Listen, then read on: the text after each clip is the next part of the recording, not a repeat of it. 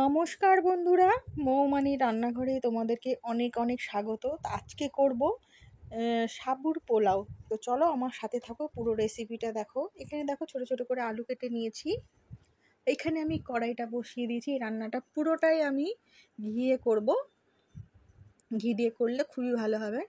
তো ঘিটা গলে গেছে, কড়াইটা আমার গরম হয়ে গেছে। এখানে আমি বাদাম ভেজে নিব।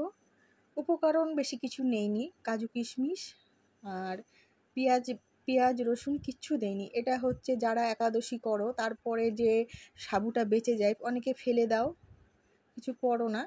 তো এই রেসিপিটা করে তোমরা খেতে পারো, সাবুর পোলাওটা করে খেতে পারো। একবার হলো করে খেয়ে দেখো, অবশ্যই তোমাদের ভালো লাগবে। দেখলেই আমি বাদামটা ভেজে নিলাম, আর এখানে আমি কাজু কিশমিশটাকেও ভেজে নিচ্ছি।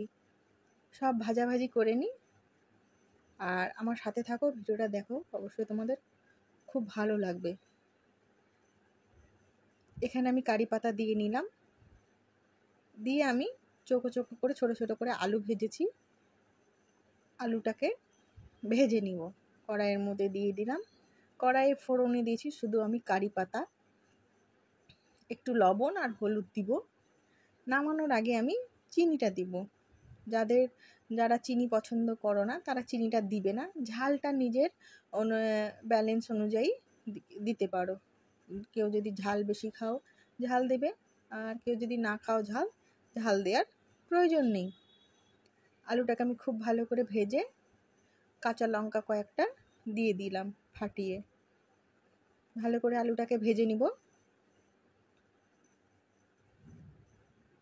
আলুটা কিন্তু ভেজেই আমার সেদ্ধ হয়ে গেছে লবণ হলুদ দেওয়ার পরে। দেখো, এবার আমি কাজু কিশমিশ বাদামটা দিয়ে দিলাম। আর এতে কিন্তু তোমাদের পোলাওয়ের জন্য জানোই তো কাজু কিশমিশ লাগে।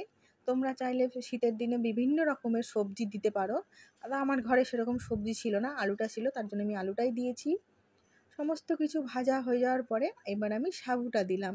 সাবুটা দেওয়ার পরে কিছুক্ষণ হয়তো একটু দলাটা লেগে যাবে, ঠান্ডা হওয়ার পরে ঝরঝরে একদম হয়ে যাবে। ঠান্ডা না হলে কিন্তু ঝরঝরেটা হবে না, কড়াই একটু লেগেও যাবে। পুরো রান্নাটাই কিন্তু আমি ঘিয়ে করেছি, সরষের তেল দেইনি, একদম ঘরোয়া পদ্ধতিতে করেছি। অবশ্যই তোমাদের ভালো লাগবে। তো দেখো, মনে হচ্ছে না দলা পেকে গেছে, কিন্তু না, ঠান্ডা হলে একদম ঝরঝরা হয়ে যাবে।